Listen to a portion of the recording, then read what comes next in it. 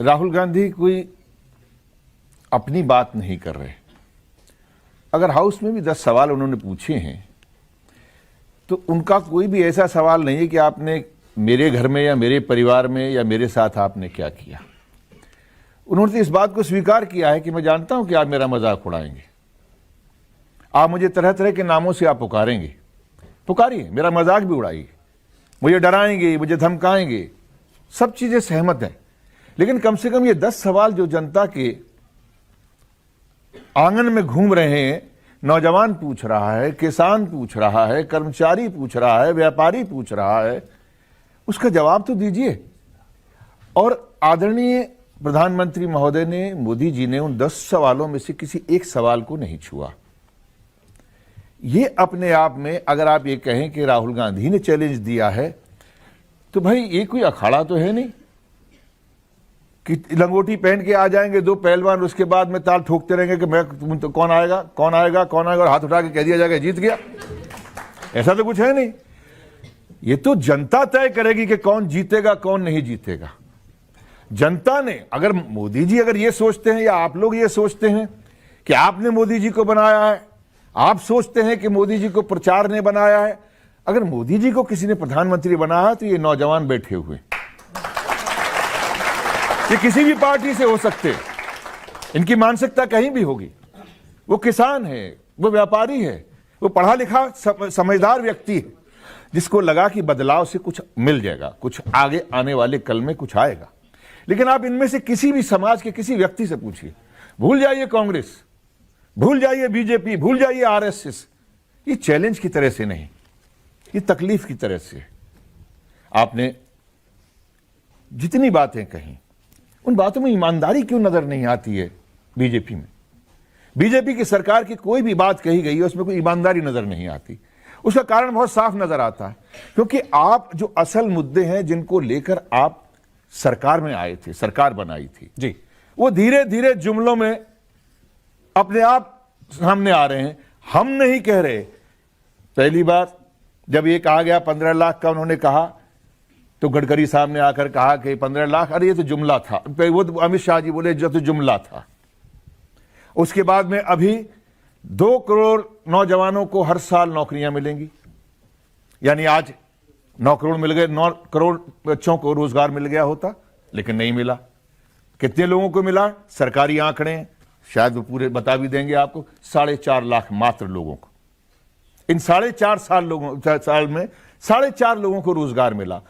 प्रधानमंत्री महोदय ने इस बात का जवाब देने के बजाय कहा कि हमारे जमाने में इतने वकील पैदा हुए, हमारे जमाने में इतने वकील बने, हमारे जमाने में इतना ये लोन गया, हमारे जमाने। भाई बात करो तो धीरे से बात करनी चाहिए। लगता बड़ा तालियां मारने में, मैं भी मार सकता हूं तालियां। जी। लेकिन जहां तक जो लोन का सवाल है, जो लोन मुद्रा, जो मुद्रा लोन के नाम से आया है, उसमें एवरेज साइज जो इस लोन का है वो 23,000 रुपया है। रोजगार मतलब ये नहीं होता है कि रोजगार कोई सरकारी नौकरी की बात कर रहे हैं। रोजगार और रोजगार के मौके, कोई भी हो सरकार होगी जी, कोई भी सरकार होगी, वो रोजगार और रोजगार के मौके मुहैया कराएगी। इन पिछले 4 सालों में, चाहे वो मेक इन इंडिया हो, चाहे स्टैंड अप इंडिया हो, चाहे और भी तमाम जो रोजगार और रोजगार के मौके हों, करोड़ों की संख्या में, मेरे पास डिटेल है, मैं आपको आगे बताऊंगा, करोड़ों की संख्या में नए रोजगार और रोजगार के मौके उपलब्ध किए गए। लेकिन राहुल गांधी और कांग्रेस पार्टी कहती है कि आप तो लोगों से कह रहे हैं पकौड़े बेचो। नहीं, इसलिए राहुल गांधी जी की प्रॉब्लम ये नहीं, वो खुद बेरोजगार हो गए, इसलिए उनको रोजगार दिखाई नहीं पड़ेगा। हिंदुस्तान की सबसे पुरानी पार्टी के राष्ट्रीय अध्यक्ष हैं और उनके लिए नकवी साहब कह रहे हो बेरोजगार हैं। दरअसल इनको रोजगार मिल गया है, और जो भी नौजवान यहां पर बैठे हैं, बात जरूरी नहीं कि रोजगार कैसा हो। हम भी रोजगार करते थे, अपनी लाइनें नहीं बोलते थे, जो डायलॉग मिलते थे बोल देते थे, पैसे मिल जाते थे, और अच्छी गाड़ियों में भी घूम लेते थे। तो मैं तो इनसे तो ये नहीं कहूंगा कि लेकिन इनको रोजगार मिल गया, बस इतना ही कहूंगा, ये बहुत है। जहां तक सवाल है राहुल गांधी जी का, थैंक यू, शुक्रिया, आपने कम से कम उनको एहसास तो कराया कि वो जो भी बात बोल रहे हैं आपने उन पर गौर करना शुरू किया है। आज इस बात को लेकर यहाँ पर कम से कम ये चर्चा हो रही है कि उनके चैलेंज में सामने आमने कौन आता है। लेकिन आपने बहुत तारीफ की है मैं देश की प्रधानमंत्री, मैं उन पर कुछ टीका टिप्पणी नहीं करना चाहता, लेकिन मैं इतना जरूर कहना चाहूंगा, मैं आपकी ईमानदारी पर मुझे आज बहुत फख्र हो रहा है कि मैंने कभी कहता हूं मेरे दोस्त हैं, कभी कहने वैसे भी मेरे दोस्त हैं, कि आपने बहुत ईमानदारी से कहा जो प्रधानमंत्री भूल गए थे। स्टैंड अप इंडिया, वो दूसरा कौन सा था, स्टार्टअप इंडिया, वो कौन सा था, मेक इन इंडिया, वो कौन सा था, वो और एक था स्किल इंडिया। इनके नाम लेना प्रधानमंत्री जी ने बंद कर दिया है। देखिए, अगर ईमानदारी ये होती है, आप भूल जाएं तमाम चीजों को, तालियों से अपने आप को ज्यादा मुतासिर ना करें। आप इस बात को देखें कि अगर ये तमाम चीजें सफल हो गई होती हैं तो आज यहां पर सारे के सारे लोग बेरोजगार, इनमें से मेरे ख्याल से कितने होंगे मैं नहीं जानता, लेकिन बाहर जाके पता करें ना, सबको रोजगार मिल गया होता। सबको क्यों बेरोजगार बना रहे हैं? नहीं, बच्चे हैं, अभी कुछ तो पढ़ रहे हैं, लेकिन कुछ ऐसे लोग बैठे हुए हैं कि जिनकी उम्र में या इनके बड़े भाई जो हैं, इनको सबको रोजगार मिल गया होता। ये तमाम चीजों के बारे में जो कुछ भी हुआ है, जहां तक मेक इन इंडिया आपने याद दिलाया मुझे, मैं तो बोलता नहीं, आपको अगर कोई इवेंट करना होता है तो चटाई भी आप चाइना से मंगाते हैं। अभी लखनऊ के अंदर प्रधानमंत्री महोदय गए हैं, लखनऊ सजाना था, उसकी लाइटों की लड़ियां जो है वो चाइना से मंगाई गई और दूने तिगने दाम पे पीडब्ल्यू ने पेमेंट करी है। तो इन तमाम चीजों के बारे में आप जो है बयानबाजी और लिख के ला सकते हैं। लिख के तो मैं भी लाया, लेकिन आपकी बातें सुनकर मुझे पढ़ने का कोई मतलब ही नहीं नजर आ रहा है।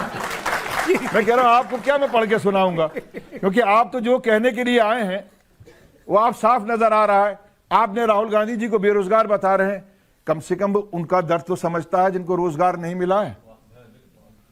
आप तो चाय बेचने वाले से आप स्वयं जो है चाय बेचने वाले से आप प्रधानमंत्री का रूप धारण कर लेते हैं, लेकिन आप चाहते हैं इस देश का बच्चा जो है वो ऑटो रिक्शा के लिए वहां पे लोन ले, आप चाहते हैं कि वहां पर जो है टाइपराइटर के लिए लोन ले, आप उसको बढ़ने देना नहीं चाहते हैं। यह है सबसे बड़ी दिक्कत। आप समझने की कोशिश नहीं कर रहे हैं। इस देश के अंदर नौकरियों को लेकर, रोजगार को लेकर एक स्टैंड स्टिल हो गया है। वो जो एक स्टार्टअप इंडिया था वो वहां पे जो है विराम इंडिया बन गया। जब ये बड़े बड़े पूंजीपति पैसा लेके भाग जाते हैं तो इनको कहा जाता है एनपीए, इज्जतदार अंग्रेजी का नाम है। और जब किसान बेचारा 15,000 का लोन लेता है और किस्त नहीं दे पाता, जब मकान लेकर, छोटा सा मकान, एक कमरे का 2 कमरे का मकान लेने वाला जब मकान के लिए जो है कर्जा लेता है, तो वो अगर किस्त जून जुलाई के अंदर बच्चों की फीस जमा करनी है, अपनी किस्त नहीं जमा कर पाता, तो उसको डिफॉल्टर कहा जाता है। ये आरोप है राहुल गांधी का लगातार। इन्होंने 2.5 लाख कहा, कोई 5 लाख करोड़ का। जिस वक्त बोफोर्स को लेकर के बोफोर्स का इश्यू आया था और उस वक्त के डिफेंस मिनिस्टर ने इस पर सवाल उठाया था, वीपी सिंह साहब ने, उस पर भी देश ने विश्वास नहीं किया था। कहा था हो सकता है भाई पॉलिटिकल हो, कुछ हो सकता है कि आपस में अनबन हो गई हो इसलिए ये हो। लेकिन जब डिफेंस के अकाउंट सिस्टम ने और सीएजी ने उस पर सवाल खड़े किए, तब जाकर के उसकी गंभीरता की बात आई और तब वो जो है जाकर के उसको एक घोटाले का शक्ल में वो सामने आया और उसकी जांच हुई और सब लोगों को मालूम है क्या हुआ। उसी तरह से क्या हुआ ये बताइए ना। उसके नहीं वो तो बहुत जरूरी नहीं हुआ ये कि जो उसमें मुख्य आरोपी थे उनकी अनफॉर्चुनेटली डेथ हो गई, ये हुआ। तो अब उस पे मैं इसलिए मैं जिक्र नहीं कर। इंक्वायरी जो होती है उसकी फाइलें थोड़ी देर उनके साथ जलाई जाती हैं, अच्छा नहीं है, या कब्र में डाल दी जाती हैं, ऐसा तो नहीं होता भाई। Good to discuss these things. दूसरी चाहिए आपको, दूसरी चीज ये कि ना तो मुख्य आरोपी जो है वो उसके अर्थी में जो है या उनके शैया पर जो है मृत्युशैया पर वो सारे के सारे रजिस्टर जला दिए गए। दूसरी ऐसा भी नहीं होता। अगर कब्र में डाला गया हो तो कब्र में भी वो नहीं दफना सकते। तो इन सवालों के देखिए, बात को पूरा कीजिए। आप अधूरी बातें करके बोफोर्स की बात कर रहे हैं। हाँ, मैं बताता हूँ। राजीव गांधी जी, आपके नेता, सुनिए, राजीव गांधी जी, पूछ सकता हूं, आपके नेता राजीव गांधी, आपके जो पार्टी के अध्यक्ष हैं राहुल गांधी, उनके पिताजी इस बोफोर्स घोटाले के घोटालेबाज थे।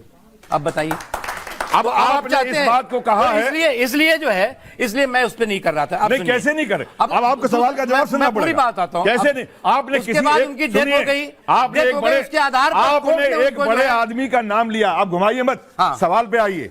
आप राजीव जी का नाम लेके, मैं आज कहता हूं, अगर कहने के लिए मैं कह दूं किसी को भी कि मैं बड़े जब कोई भी बुजुर्ग जो चला गया है उसके बारे में कि उससे घटिया कोई आदमी नहीं था या वो घोटालेबाज था। नहीं, तो एक मिनट मैं तो जिक्र ही नहीं वो कौन करना जवाब चाहता था। देने वाला है? मैं आपसे पूछता हूं कि क्या अदालत ने ये कहा?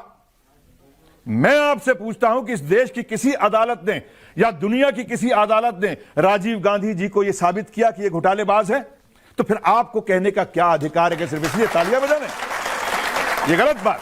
आपने जो चीजें पार्लियामेंट में कही, यानी राहुल गांधी जी ने जो कही, वो भी बिल्कुल गलत कही, बिल्कुल मिसलीड करने वाली कही। क्योंकि दिक्कत उनके पास ये है, उनकी दिक्कत ये नहीं है कि वो कांग्रेस के प्रेसिडेंट है, दिक्कत ये है कि वो मुद्दों के दिवालियापन से जूझ रहे हैं। उन्हें मालूम है कि मोदी के सामने, मोदी के नेतृत्व के सामने, मोदी के परिश्रम और परफॉर्मेंस के सामने, उनके सामने वो बिल्कुल बौने हैं। और इसलिए वो इस तरह के हल्की बातें, इस तरह के गैर जिम्मेदाराना बातें करते हैं जिसका कि उनको कोई फायदा होने वाला नहीं है। देखिए, अहंकार बहुत बुरी चीज होती है, याद रखना। किसी व्यक्ति को अगर आप ये कहते हैं कि वो बौना है, तो मैं आपको सिर्फ इतना ही कह दूं, अगर आप किसी को बौना कहते हैं तो शायद आप तो कम से कम लंबान में नहीं, आप बीजेपी और आरएसएस के बीच में बैठते हैं, आप जानते होंगे कि बामन अवतार कितना छोटा था। इसलिए कम से कम ये कहने की क्षमता, मतलब कि मानसिक रूप से और भी मैं आपको इतना भी बता दूं, आप कम से कम सरकार के बहुत बड़े मंत्री हैं, कैबिनेट मंत्री हैं। किसी भी शख्स को इस देश का कानून कहता है कि आप किसी भी मानसिक रूप से बौना नहीं कह सकते हैं।